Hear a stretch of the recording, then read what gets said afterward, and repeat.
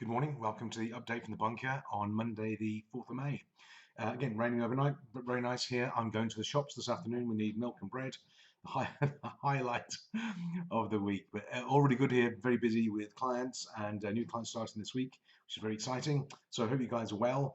And I'm seeing all over social media now that as the restrictions are beginning to be relaxed a little bit, people are thinking about how to come through this, how to grow and develop. And I saw an interesting post, and somebody put, all you need for success is to believe in yourself. And I remember being told that as a kid. I mean, a lot of people say you just believe in yourself and you'll be okay. And it's not true. My belief is that we have to be careful, not just we believe in ourselves, it's what we believe about ourselves as well. That's what really makes the difference. And interesting case, if I go back to 14th century France and King Charles VI, who he believed he was made out of glass and therefore wouldn't let anybody touch him. He wore a special suit as a protection so he couldn't, involuntarily shatter. And he believed that if he was touched or nudged, he would shatter into pieces. And that was his belief, which affected his behavior and the way he obviously lived and ruled the land as well. So that a belief about himself defined his behavior and his activity. Now, I believe that's where, or I think that's where, the phrase "I'm shattered" comes from. It's a hangover from that. It's called made of glass syndrome, and it's a medical condition. It's recognised. So it's a belief about ourselves. Now, there's another two extremes of this, if you like, that we find in business and in life. And the first one really is self-inflated assessments of intelligence or ability. And it was described by David Dunning and Justin Kruger in 1999, and it became known as the Dunning Kruger effect. And where they derived this syndrome from was the bank robber over in the USA, who, in the mistaken belief that lemon juice, although it produces invisible ink, when you heat it up you can see it, when you don't you can't.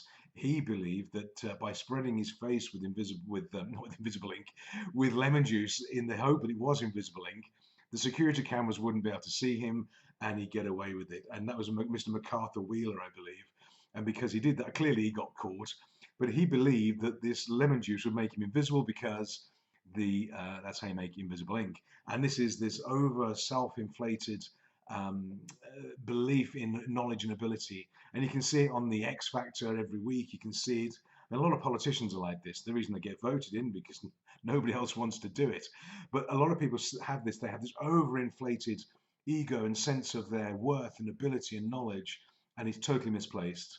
And also what happens, of course, in business is what happens to those people, they tend to get promoted out of the way. They go up the line rather than down. So unfortunately, you may find that some of the more senior people in organizations, at least in the old days, had people with this very high sense of self-importance and self-worth, but an equally low ability in terms of doing a job and building relationships. So watch out for that. Now, the other end of the spectrum, we have what is called imposter syndrome, and this is the opposite extreme, if you like. And this is where people have an under inflated view of their ability, even if they have high qualifications, they get a lot of experience, they do great work, they get great results. This external validation doesn't mean they believe in themselves. And this was first described in 1978 by Dr. Pauline Clance and a Dr. Suzanne Imes.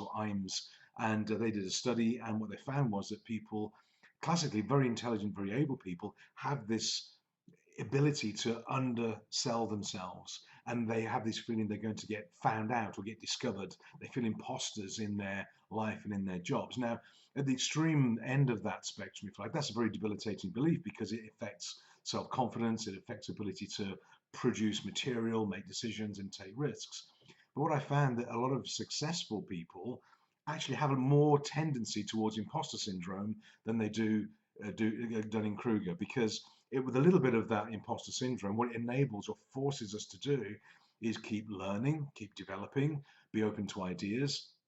And whereas the Dunning Kruger guys and the MacArthur Wheeler have this sort of, they don't know what they don't know, people who have the imposter syndrome tend to realize they don't know. They do understand they don't know everything, and that's a big defining factor.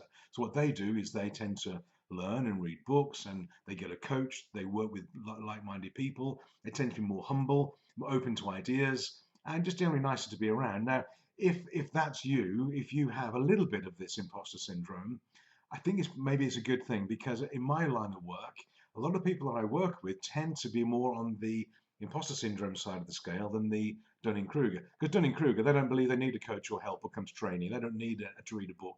They know it all anyway. So I'm like toxic to those sort of guys and gals. But if you have a little bit of this, just, uncomfortable as it may be, it's actually a fuel. It is a discomfort. A lot of very successful people, or the best people out there doing great things, tend to be more humble than anything else, and they feel consistently uncomfortable about doing things. But it's okay. And the way to overcome that, or to reassure ourselves with that, is that we keep learning, we keep understanding, we understand we don't know everything, we keep looking around for information, we work with coaches, we go to workshops, we go to seminars, we learn, we understand, and that builds our level of confidence.